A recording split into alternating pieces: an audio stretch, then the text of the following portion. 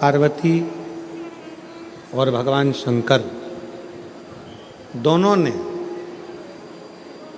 कात्यायन ऋषि को दर्शन दिया।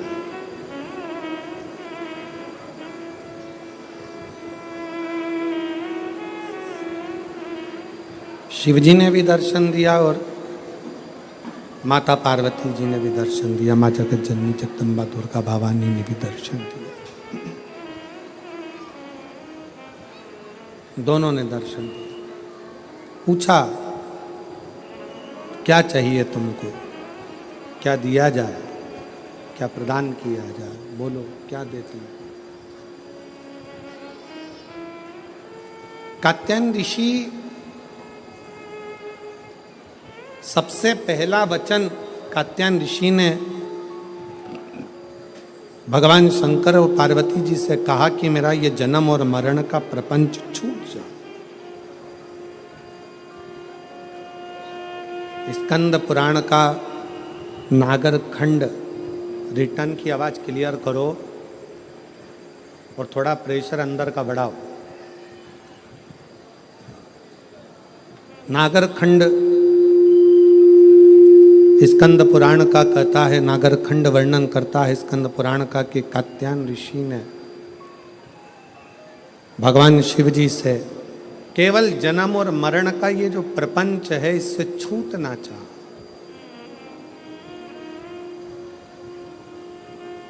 इससे मुक्ति कैसे मिले,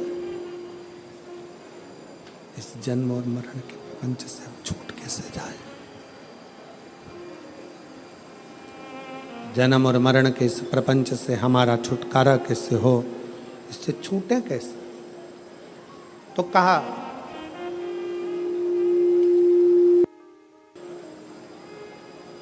जब किसी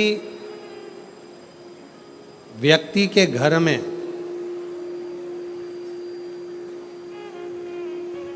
एक बेटी का जन्म होता है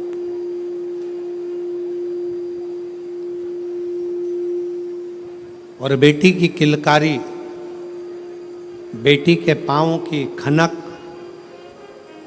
बेटी के किलकारी पाँव की खनक,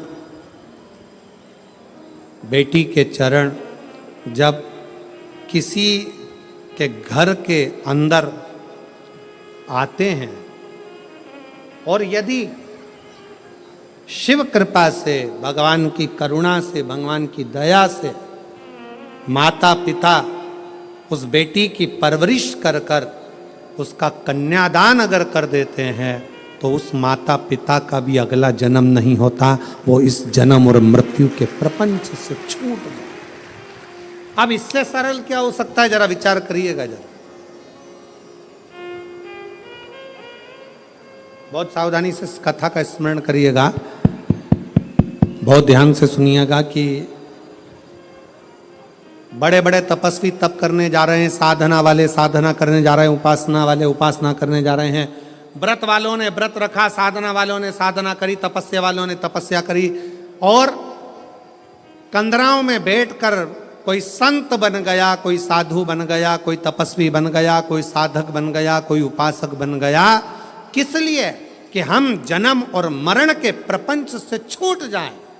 पर शंकर भगवान ने माता पार्वती की साक्षी में कात्यायन ऋषि से कहा कि जब किसी गृहस्थी के घर में एक बेटी का जन्म होता है और उस बेटी की परवरिश जब माता पिता करते हैं, बेटी के किलकारी जिसके घर में गूंजती है और बेटी के चरण जिसके घर में पड़ते हैं और बेटी का जब कन्यादान होता है तब माता पिता फिर कोई जन्म नहीं लेते, वो माता पिता परमात्मा की शरणागति का सुख भोगते।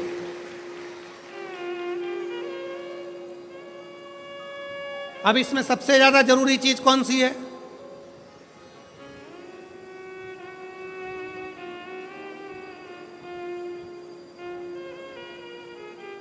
एक बहुत ध्यान देने वाला विषय है, थोड़ा ध्यान दीजिएगा। दक्ष प्रजापति के घर में 60 कन्याओं का जन्म हुआ। उसके बाद दक्ष प्रजापति भगवान से कह रहे हैं, देवी जी से कह रहे हैं, मां मेरे घर में एक लड़की और देना, एक बेटी और चाहिए मुझे। माँ जगतजननी दुर्गा कहती है कि तेरे घर में बेटी कहां से आएगी, मैं खुद तेरे घर में बेटी बनकर जन्म लूंगी। सती आई।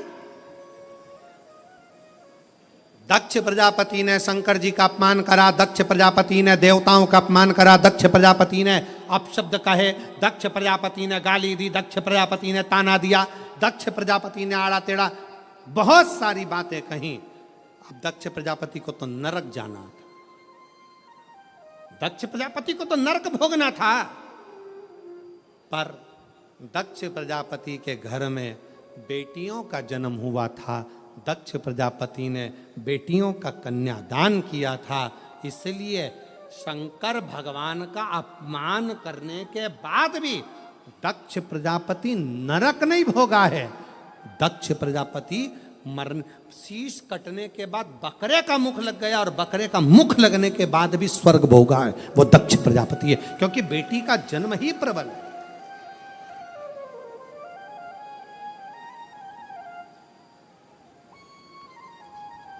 महाराज,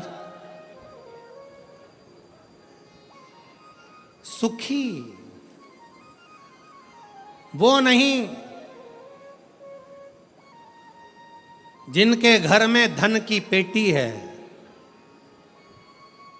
सुखी वो नहीं जिनके घर में धन की पेटी है, सुखी वो हैं जिनके घर में मुस्कुराती बहू और बेटी है।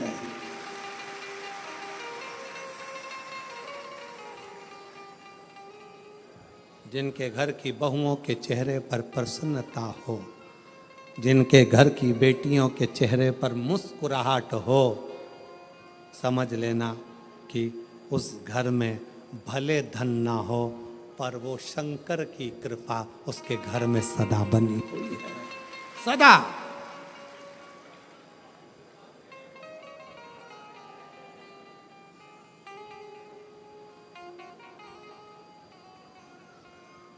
नवरात्रि चल रहे हैं, माँ जगतजननी जगदम्बा से प्रार्थना करा करो कि तू मेरे घर में एक बार जरूर आना। माँ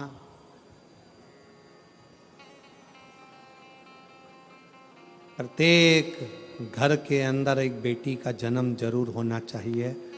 माँ और बाप को दूसरा जन्म नहीं लेना पड़ेगा, वो भगवान शंकर के धाम में खूब आनंद के साथ कैलाश पर बैकुंठ में स्वर्ग के सिंहासन पर बैठेगा, स्वर्ग सिंहासन। मैं माननीय विधायक महोदय श्री राजेश दादा पांडवी जी को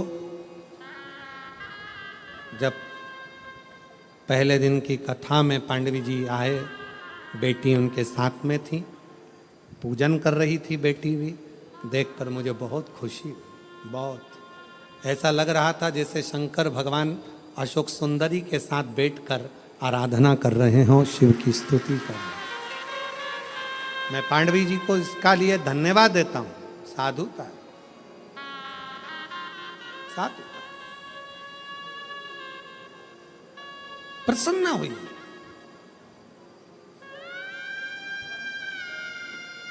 बेटे के जन्म पर जितने नगाड़े बजवाते हो उससे दुगना नगाड़ा बेटी के जन्म पर बजवाना। क्यों? बेटे का जन्म हुआ है तो दूसरी बार जन्म तुम्हें पृथ्वी पर लेना पड़ेगा, वापिस आना पड़ेगा और अपना कर्म का भोग भोगना पड़ेगा, फिर जन्म लेना पड़ेगा। पर घर में अगर एक बेटी का भी जन्म हो गया तो दूसरी बार जन्म नहीं लेना पड़ेगा, इसलिए ज्यादा नगाड़े बजवाना कि अब मेरा आखिरी जन्म है, अब जन्म नहीं लूंगी। अगर बेटी का घर में जन्म हो गया तो अब जन्म नहीं लूंगी। बहारो फूल बरसा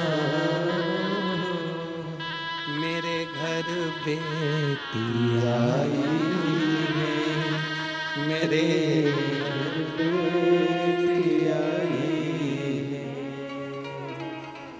फिर से जन्म नहीं पाऊं, मेरे घर बेटी आई है, मेरे घर बेटी आई है। हिमालय राज के घर में जब पार्वती जी का जन्म हुआ कहते हैं दुनिया के यहाँ पर जन्मदिन की पार्टी एक दिन की होती हो, दुनिया के यहाँ जन्मदिन की पार्टी 2 दिन की होती हो, 2 महीने की होती हो, 4 महीने की होती हो, हर साल जन्मदिन पे होती हो।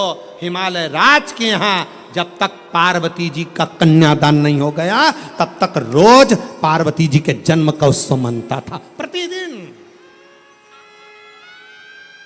प्रतिदिन।